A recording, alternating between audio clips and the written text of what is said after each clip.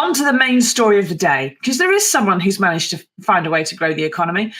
Jeremy Hunt, the Chancellor of the Exchequer, since last year, and the man who's in charge of bringing down inflation. But the only economy he really seems to have been working on growing of late is his own. Now, Jason, can you take us through this story a bit? Apparently, being a millionaire businessman and 150 grand a year politician isn't enough. He's also got 7 buy-to-let properties. This is worth going right back to the beginning on, Susie. So Jeremy Hunt bought these. I mean, he's one of the richest men in the cabinet. He's not quite as rich as Rishi Sunak, but then nobody is. But he's still worth several million. He bought these properties for a company which happens to be a Tory donor, because obviously you do. All above board. He then forgot to declare that he bought 7 flats. He said it was an honest mistake. Oh, right. I mean, I don't know about you, Susie, but if I just happened to buy a few houses, I think I might remember doing it. But obviously, when you're that busy or that wealthy or that dedicated, so much money, I forgot where I put it. I forgot where I put it. Anyway, very honest mistake. It was an accounting error. So then he declared he had these buy-to-let properties. Oh, those flats! Yeah. Those right. Those ones. Because we all do. We just forget that we have so many houses. It must be difficult to keep track of them all. So then he corrected the error. This very honest mistake, as he called it, and now an investigation by the campaign group led by donkeys has discovered that some of these properties, very rich donkeys, some of these properties, the rent has gone up by 18%. Now, just to be, because we have to point this out, but Jeremy Hunt says all the profits from these rentals go to charity. He doesn't say which charity or how much goes to charity, but he says it all goes to charity. Well, there he is now. He always strikes me as looking like a surprised duck. Yes, doesn't he? Yeah. He's got kind of the bill look to his nose, unfortunately, and the eyes always sort of tend to boggle a bit. He looks a bit surprised by everything that's happening around him. Now, he just found out he's got some more properties. He's just like, oh my god!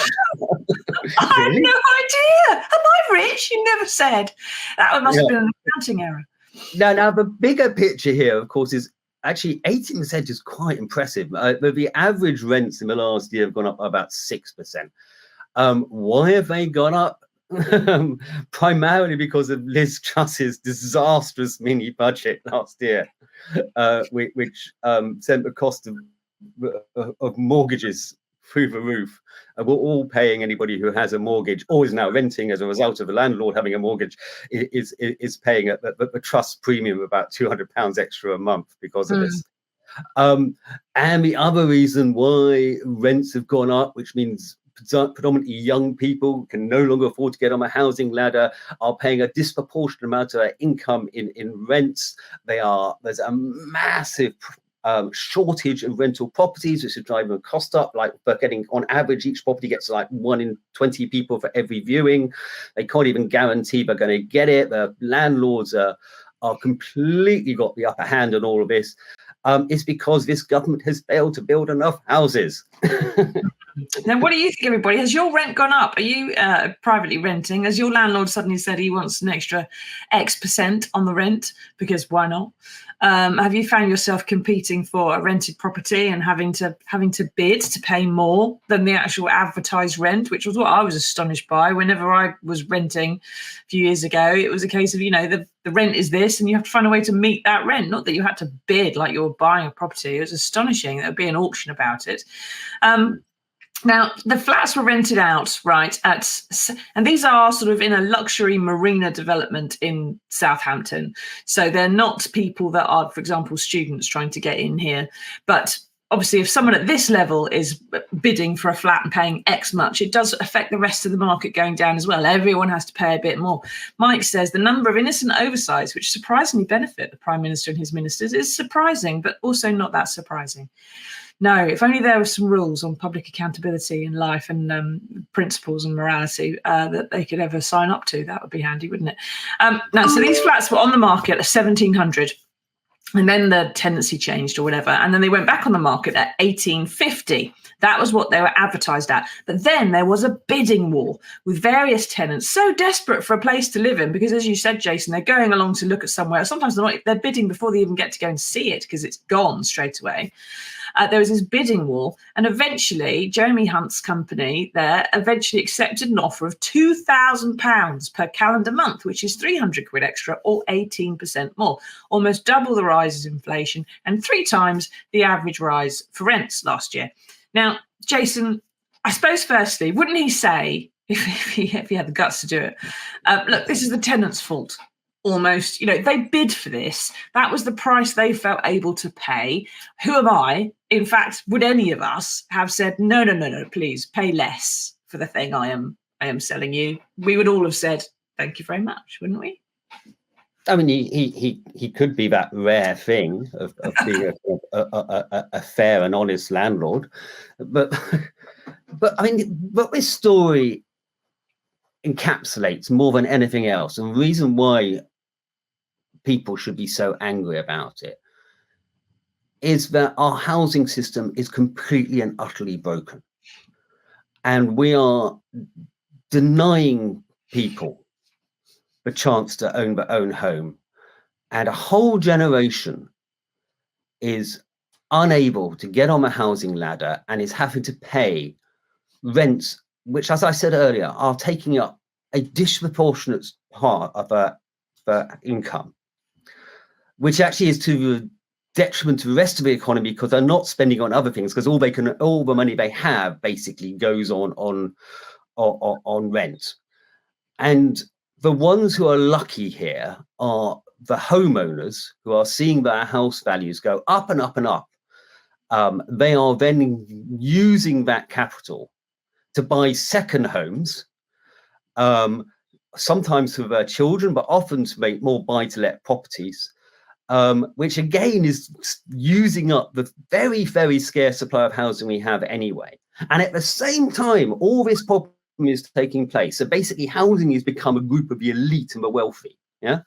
At the same time this is taking place, the Tories are not building enough homes, and they tried to introduce new planning laws, and it got shot down by their own backbenchers because they refused. The NIMBYs won. And if you want to know where almost all problems start in this country, they start with housing, and they start with people like Jeremy Hunt being able to afford 7 additional properties. Never mind the constituency house and his London townhouse, and the Chancellor of the Exchequer, who's got a Downing Street flat as well. Yeah. So that's 10. Yeah. That's 10.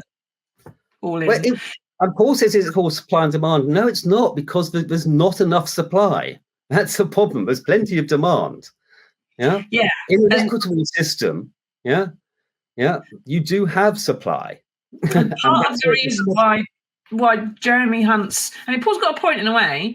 I'll try to say Paul Ivanchak, maybe is how you pronounce it. He's got a point in a way, because part of the reason there is no supply and therefore an increased demand where the Chancellor his company can benefit by charging more, is because the rent reforms and landlord reforms which the Conservative government have made it more difficult for some people to be private landlords. Therefore, they are kicking their tenants out using the no-fault eviction rule, which has not been reformed despite many promises, and it's going to Airbnb, which is more profitable, or they're putting it on the housing market, and they're not having these long-term tenancies anymore, and therefore there are fewer places to go. So when you do find somewhere that's on the market, you're having to bid at an auction to pay the rent. You're having to say, yes, I'll take it, before you've even looked around it and seen it.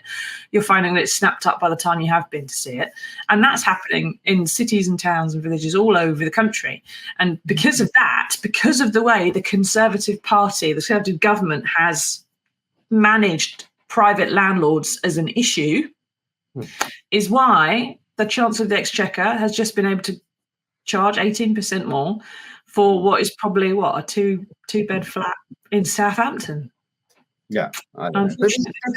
This affects so many people. You've got young people in their 20s who if they had been born 30 years earlier, would be able to now be put a down payment on a mortgage, but are still living in shared accommodation because that's all they can afford. My nephew and niece, they've both in work. They've had to give up their property, their rental property, because they can no longer afford the rent and move back home with my sister. This is so common. And then that's even before you scratch the real social inequity, which is the problems of people living in damp and appalling accommodation, which they have no choice but to live in because there's not decent homes. Yeah, and everybody's health, that has impacts on people's mental health. It has impacts on their ability to find work. This is the biggest problem in this country. As I say, everything comes back to housing.